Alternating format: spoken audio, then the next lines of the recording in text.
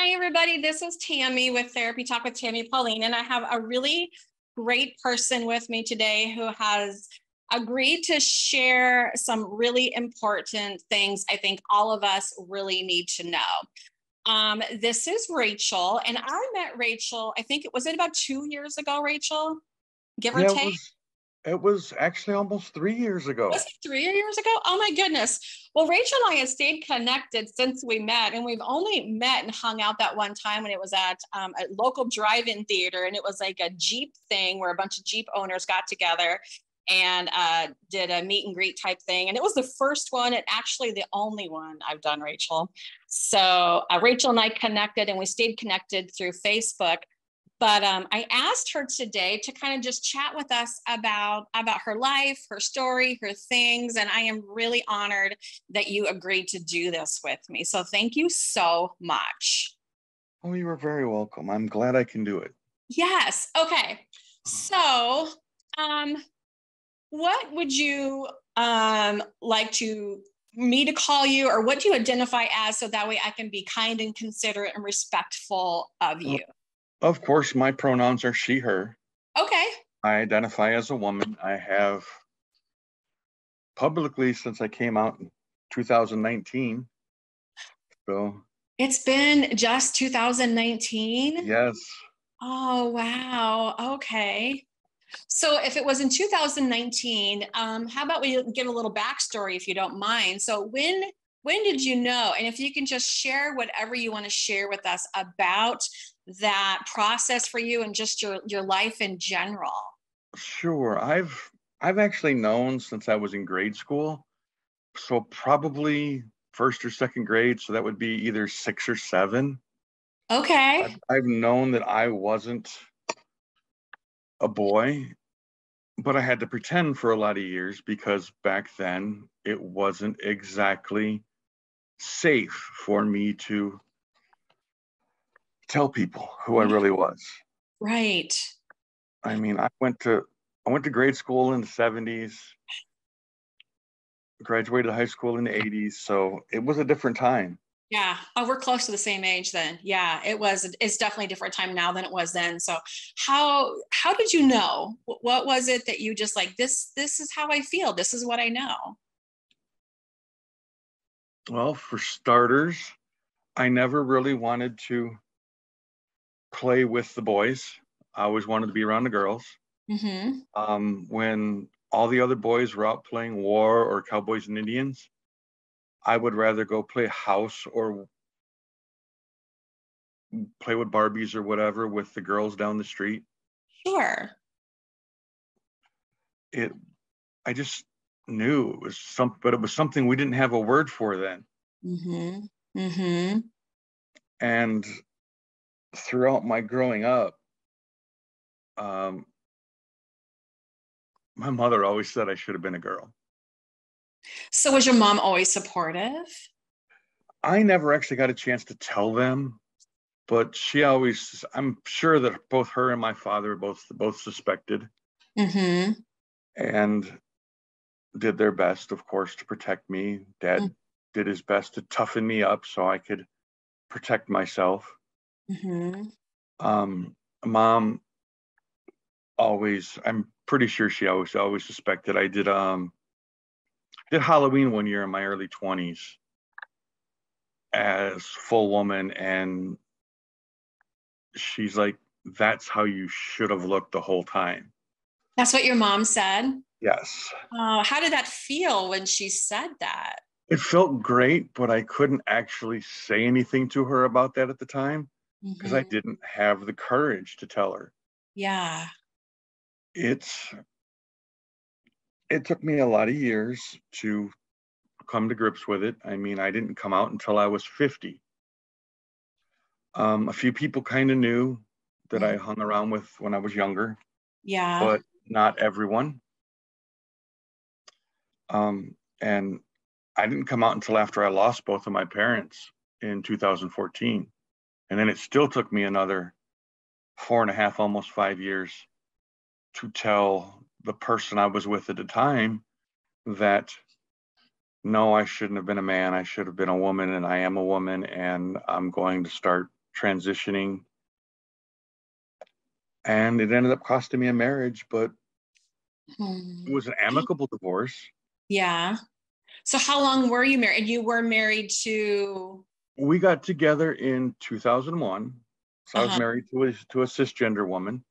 Okay. We got married in 2001, or got together in 2001, got married in 2007 or 8, I think it was. I think it was early 2008 we got married.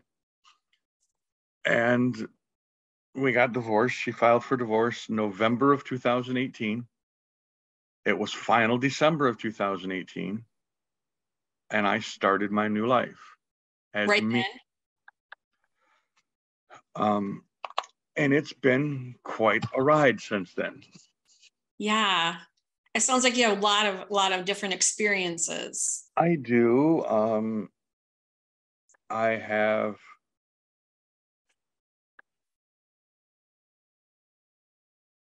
been in a relationship and split up recently, like 3 months ago. I have a friend who's a comedian, so I went to his taping for his comedy album. Oh, nice. At the time we weren't friends. We actually became friends afterwards, and he happened to see me there in all my glory. What do you mean And all your glory? It in a sounds like mini that's a skirt, story too. and a rainbow leotard. Look at you. Oh my gosh. So he called me up on stage and handed me the mic and said, "Okay, here's your time." And I had no clue what to say at that point. Right. Like you didn't know ahead of time that you were going to be pulled. No, I had Oh my no goodness. clue. Talk So about courageous. Oh my gosh.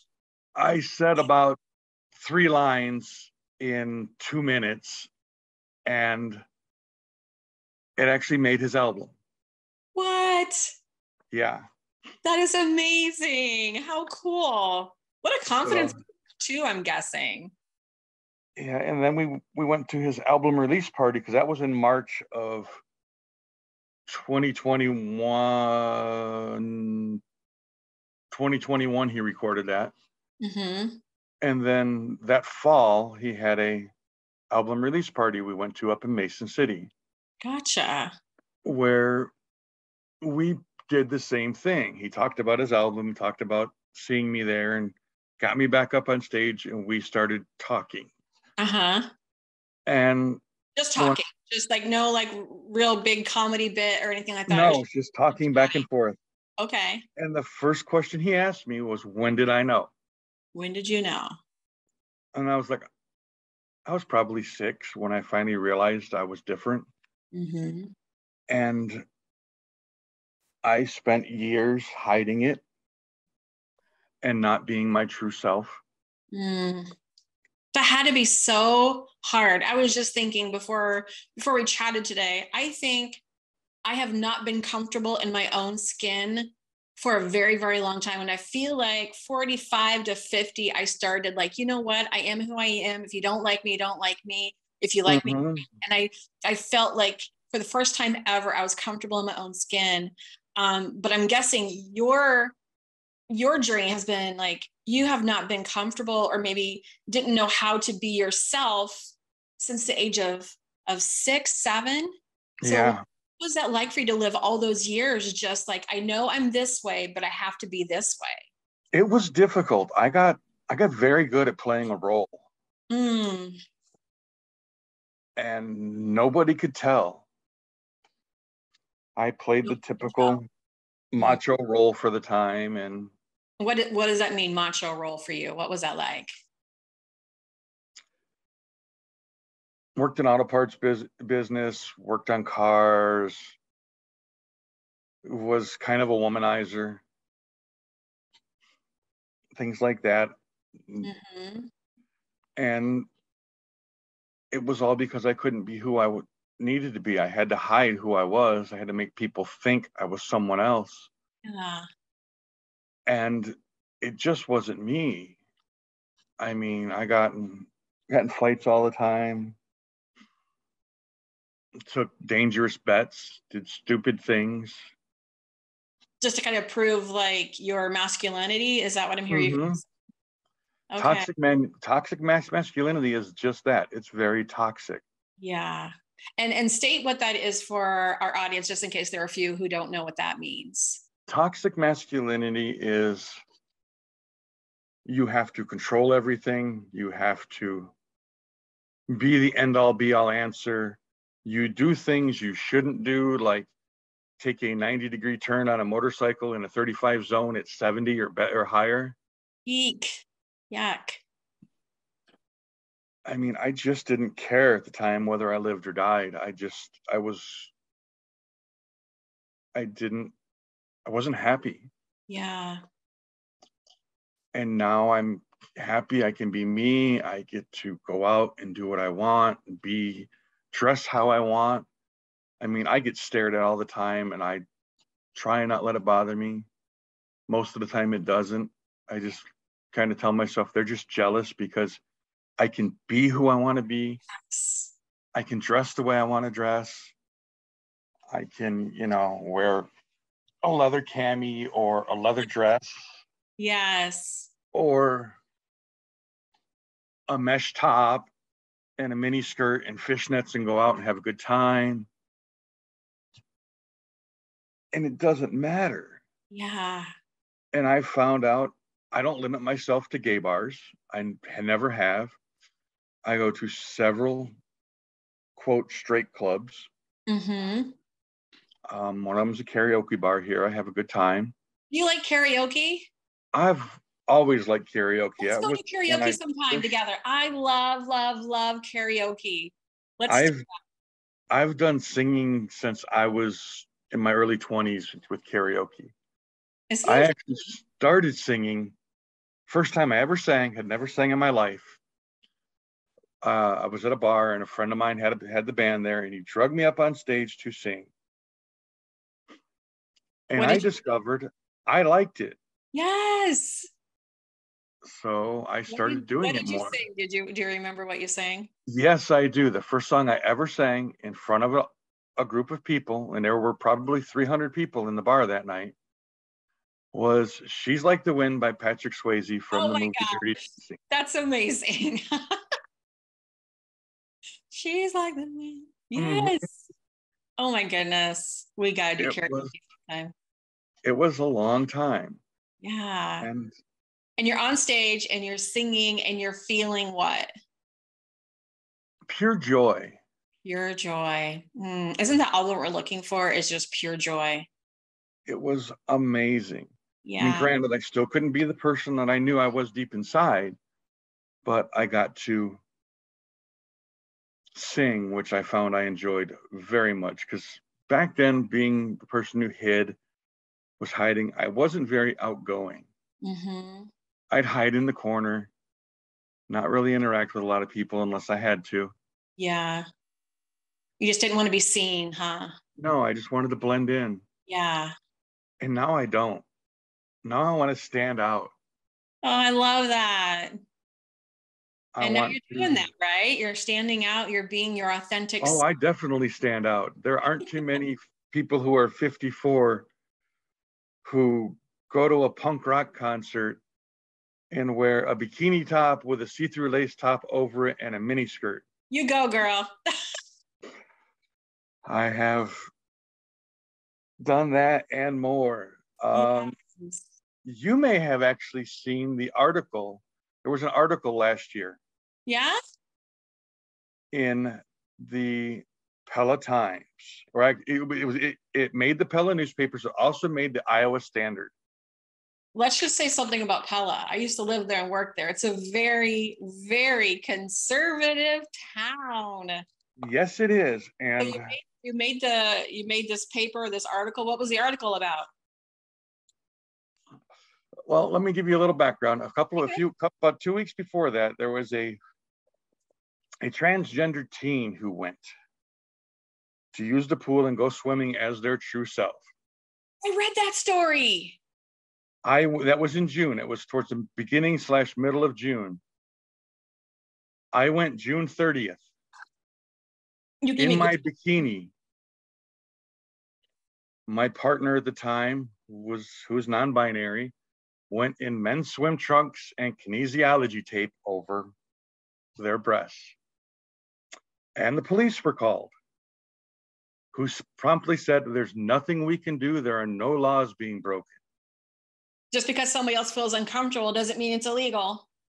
2 of their lifeguards quit. 1 or 2 of their concession workers quit that day. They walked off the job.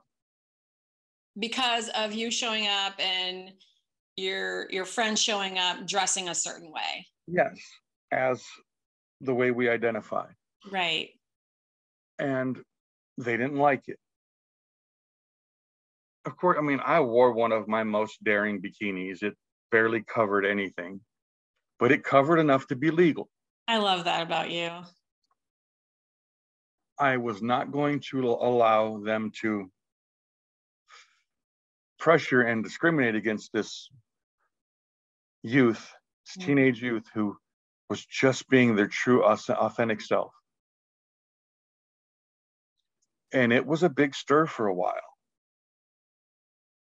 And I'm proud of it. I proudly share those articles with people. Yes, it's so funny. And I don't know if I saw the original. It's so weird.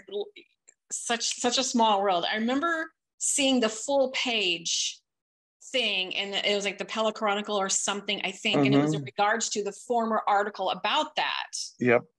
And how there was a bunch of names that sponsored support for the transgender teen, if I remember right. There were. Was it? No, that was just last summer. Yeah. Yes, it was. And I'll have to like show a blip of that. To our there are 3 different articles. Yes. That are in the Iowa Standard about it, of course. And of course, in every one, they identify me as being male. And how did you feel about that? I understand it's their bigotry that forces them to not accept someone who's different. Yeah. Yeah. The staff actually handled it very well.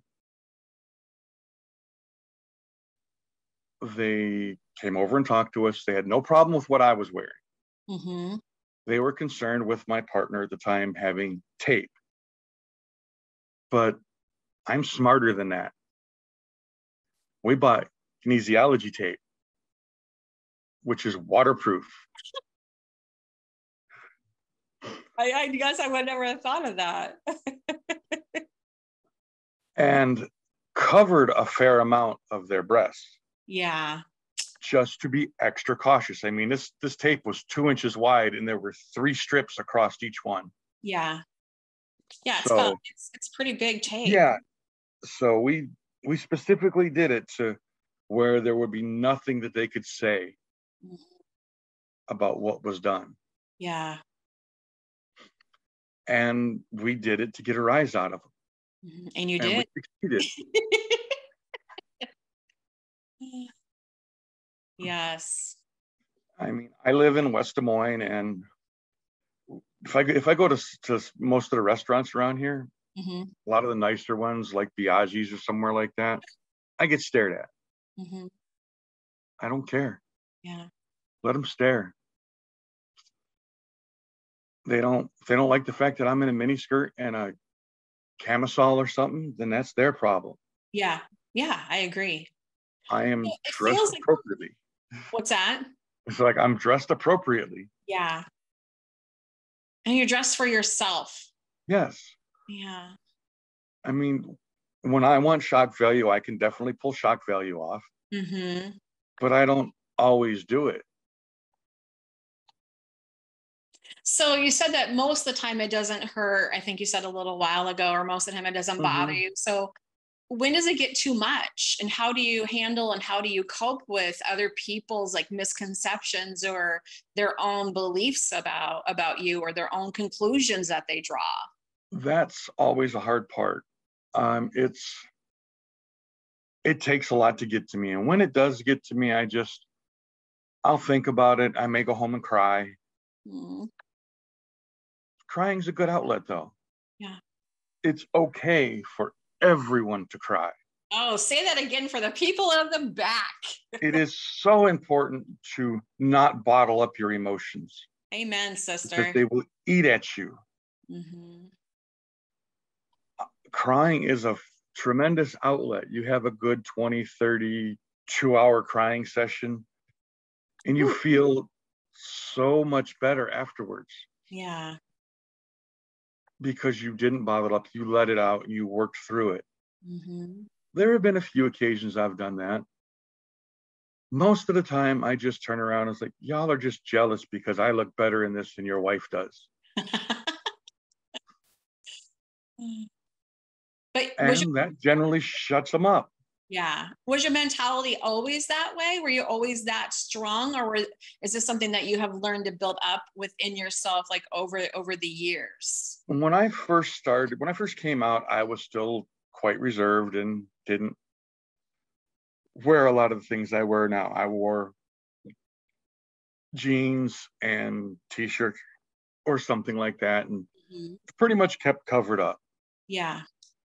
I mean, at the time, of course, I was wearing breast forms because I hadn't been on hormones.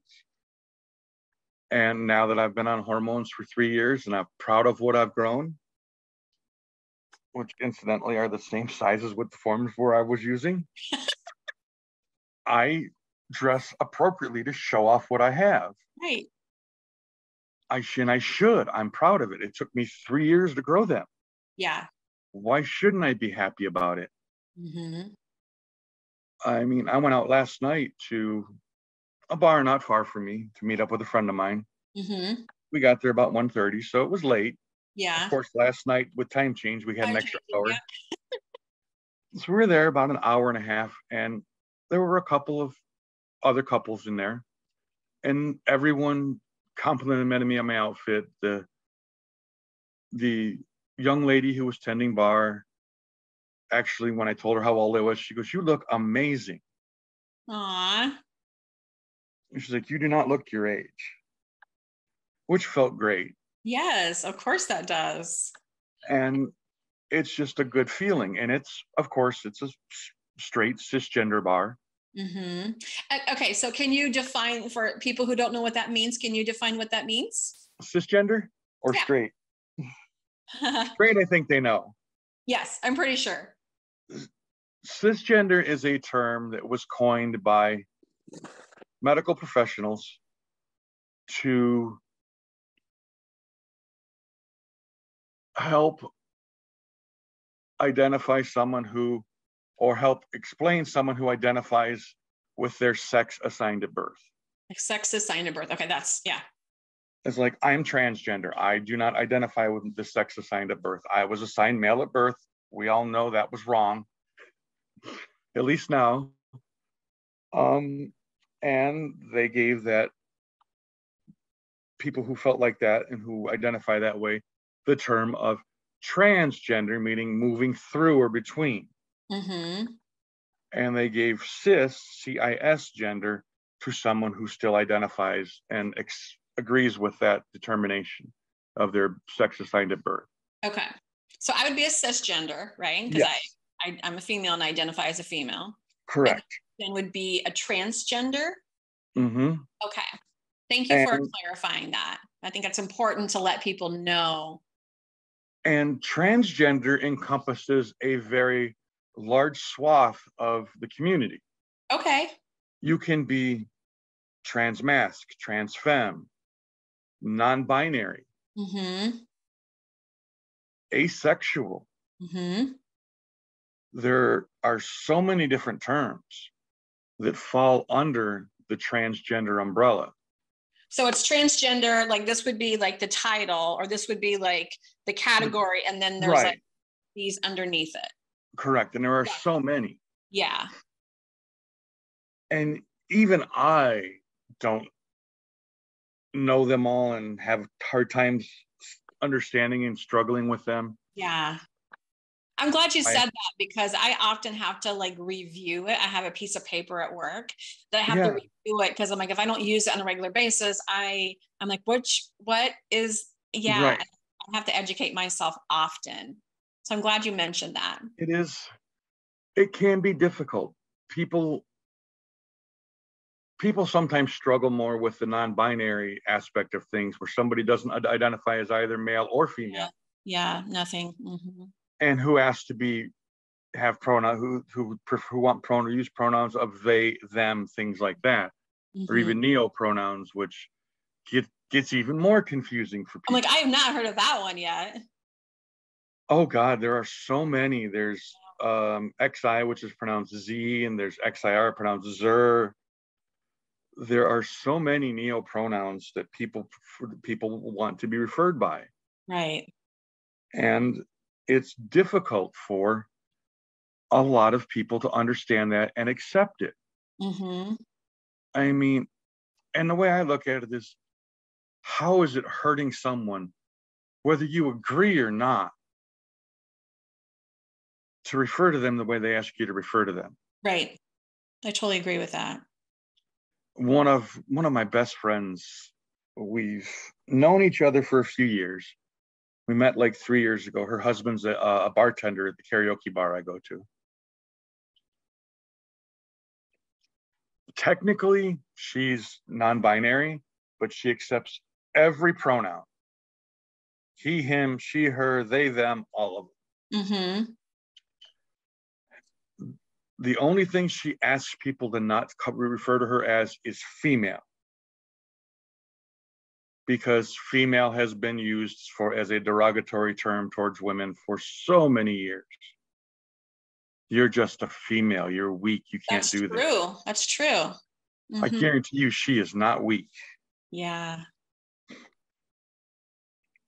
She has actually some of the outfits I've worn recently that you've seen.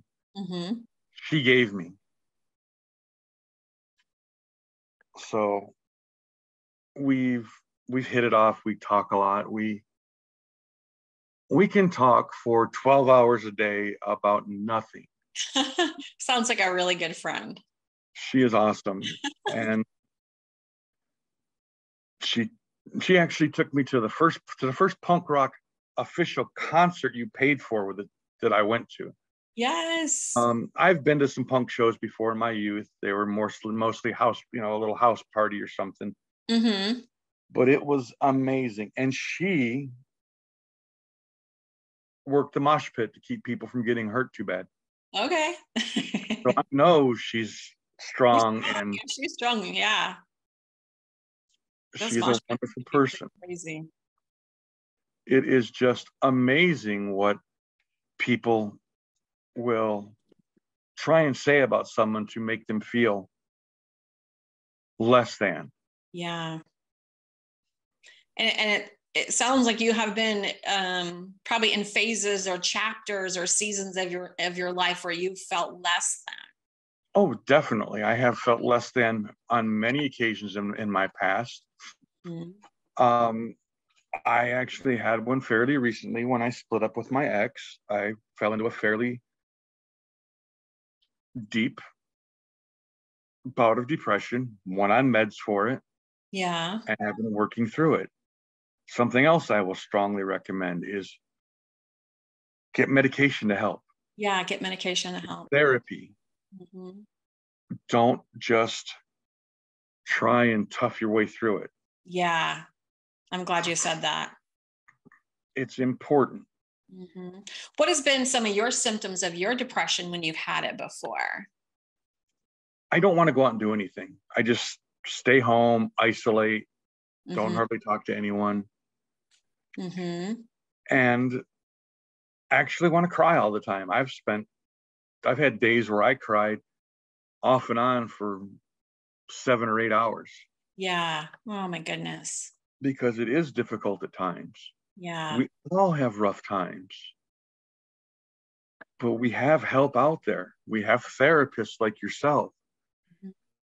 We have nurse practitioners who can get you medications. We have psychologists and psychiatrists. And for those who are religious, God gave us these resources for a reason. Absolutely. That's something I run into. I state that I'm a Christian counselor, but I don't really do Christian counseling, and I will get into that with some people if they ask. But a misconception that I have experienced in this rural area in Iowa is that if you have a belief in God or Jesus or any kind of higher power at all, there is no such thing as any mental health issues, and that's something that I fight Yes. against constantly as being a faith-based or Christian counselor. That really irritates me because I'm like, no, this is a real thing, you guys. This isn't. It Mm-hmm. doesn't pass over you if you believe in a higher power. It doesn't work that way. It's not demons. It's not the devil inhabiting you. Yeah. There are too many pastors who have blood on their hands for telling their congregation that they don't believe hard enough. Their faith isn't strong enough Mm-hmm. for them to get through this. Mm-hmm. And that saddens me. Well, and can I ask you a really vulnerable question? I think more than Sure. just because I'm curious is, so have you been treated differently with your path that you've chosen from Christians or people who say that they're Christians? Or is that something that you haven't experienced? I have, and I know several conservative Christians here in the Des Moines area. And I know that they do not agree with the fact of me being trans. Mm-hmm. I know that they do not actually see me as being a woman. I can still talk to them about things because I look at it at this point as I don't have to have the same theology as you to actually care about someone's feelings and Yeah. if someone is hurting and try and help them. And Mm-hmm. several of them actually feel the same way, Yeah. whether they see me as a woman or not, which is good. Yes. I have also found a group, an online group that considers themselves to be deconstructing Christians. Deconstructing Christians? Yes, What does that mean? they're deconstructing all the toxic things and misogynistic things they were taught Mm. in the mainstream churches and getting back to strictly following what Love, Jesus taught right? of Love. Yeah. love your God with all your might, love yourself, love your neighbor as yourself. No ifs, ands, or buts, no strings. Yes, I love this. I'm gonna have to look that up. That's how I feel like I am um with my faith and what I do and in my support for loving others. We can all be 100% different and still love each other and respect each other and treat each other the Mhm. same.